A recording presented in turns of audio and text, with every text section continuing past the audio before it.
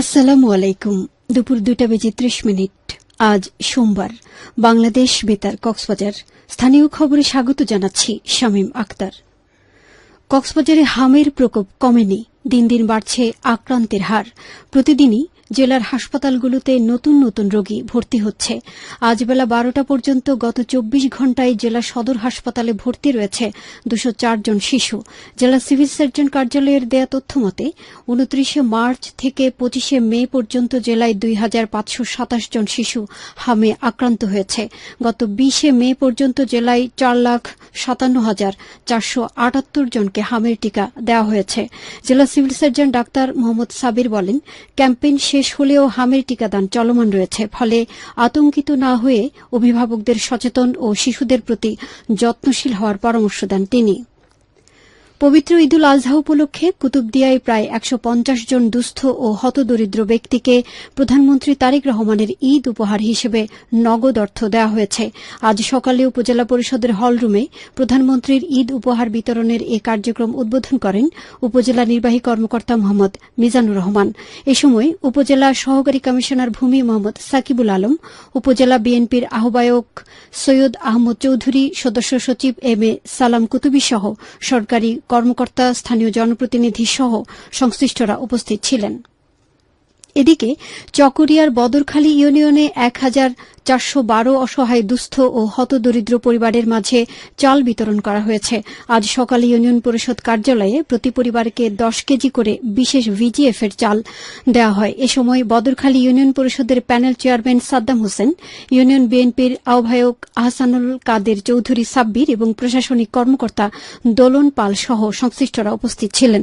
Panel chairman জানিয়েছেন, পবিত্র ঈদুল আজহায় দরিদ্র পরিবারগুলো সরকারের এই সাহায্য পেতে অত্যন্ত আনন্দিত। পবিত্র ঈদুল আজহা উপলক্ষে রামুর কলঘর এলাকায় জমে উঠেছে কোরবানির পশুর হাট। চট্টগ্রাম কক্সবাজার মহাসড়ক সংলগ্ন এ বাজারে প্রতিদিনই বাড়ছে ক্রেতা বিক্রেতার উপস্থিতি। আজ বাজারে দেশীয়ভাবে লালন পালন করা ছোট, মাঝারি ও বড় আকারের গরু সমাগম দেখা গেছে। দেশি গরুর চাহিদা বেশি থাকায় ক্রেতারাও আগ্রহ নিয়ে পশু দেখছেন ও দরদাম করছেন। এদিকে কুতুবদিয়ায় জমে উঠেছে কোরবানির পশুর হাট। উপজেলার বরঘুপ ও ধুরুং বাজার কোরবানির পশু বেচাকেনা শুরু হয়েছে। পশুর হাটে ইজারাদারের নিজস্ব নিরাপত্তার পাশাপাশি পুলিশের সদস্যরা উপস্থিত থাকছেন বলে জানিয়েছেন ইজারাদাররা। অপরদিকে রামুতে কোরবানির পশুর হাটের সার্বিক পরিস্থিতি ও নিরাপত্তা ব্যবস্থাপনা বিষয়ে সাংবাদিকদের অবগত করেছে র্যাব। আজ দুপুর 12:30টায় উপজেলার কলঘর বাজারে এ ব্রিফিংয়ের আয়োজন করে র্যাব 15 কক্সবাজার ব্যাটালিয়ন। র্যাবের কোম্পানি কমান্ডার মোস্তাফিজুর রহমান বলেন, ঈদুল আজহাকে সামনে রেখে গরুর হাটে ক্রেতা বিক্রেতাদের নিরাপত্তা নিশ্চিত করতে র্যাবের পক্ষ থেকে বিশেষ নিরাপত্তা ব্যবস্থা গ্রহণ করা হয়েছে। হাট এলাকায় চুরি, ছিনতাই, জাল টাকা ও অন্যান্য অপরাধ প্রতিরোধে গোয়েন্দা নজরদারির পাশাপাশি টহল কার্যক্রম জোরদার করা হয়েছে। বাংলাদেশ মিয়ানমার সীমান্তে স্থল মাইন বিস্ফোরণে মোহাম্মদ সালমান নামে এক রোহিঙ্গা যুবক আহত হয়েছে।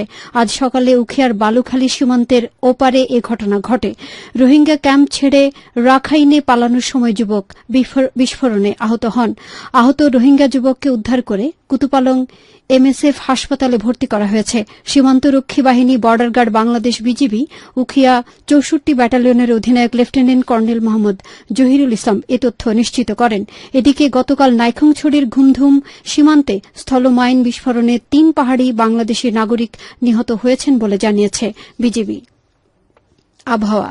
আগামীকাল দুপুর 12টা পর্যন্ত 24 ঘণ্টার পূর্বাভাসে বলা হয়েছে, আকাশ আংশিক মেঘলা থেকে অস্থায়ীভাবে মেঘলা থাকতে পারে। সেই সাথে কিছু কিছু জায়গায় দমকা অথবা ঝোড়ো হাওয়া সহ হালকা থেকে মাঝারি ধরনের বৃষ্টি অথবা বজ্রসহ বৃষ্টি হতে পারে। কক্সবাজার সমুদ্র বন্দরের জন্য কোনো সংকেত নেই।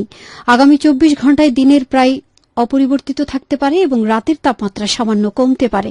আজ সূর্যাস্ত যাবে সন্ধ্যা 6:28। আগামীকাল সূর্যোদয় হবে ভোর 5:11। আজকের সর্বনিম্ন তাপমাত্রা ছিল 27.2 ডিগ্রি সেলসিয়াস এবং সর্বোচ্চ তাপমাত্রা ছিল 32.8 ডিগ্রি সেলসিয়াস। এখন জানিয়ে দিচ্ছি বাঁকখালী নদীর মোহনা ও সংলগ্ন এলাকার সামুদ্রিক জোয়ার ভাটার সময়সূচি। আজ জোয়ার শুরু হয়েছে বেলা 12:32, চলবে সন্ধ্যা 6:28 পর্যন্ত। ভাটা শুরু হবে সন্ধ্যা 6:28, চলবে রাত 1টা 4 পর্যন্ত। পুনরায় জোয়ার শুরু হবে রাত 1:04, চলবে আগামীকাল সকাল 7:31 পর্যন্ত। খবর শেষ হল। আমাদের পরবর্তী খবর প্রচারিত হবে আজ বিকেল 4:30 ইংরেজিতে।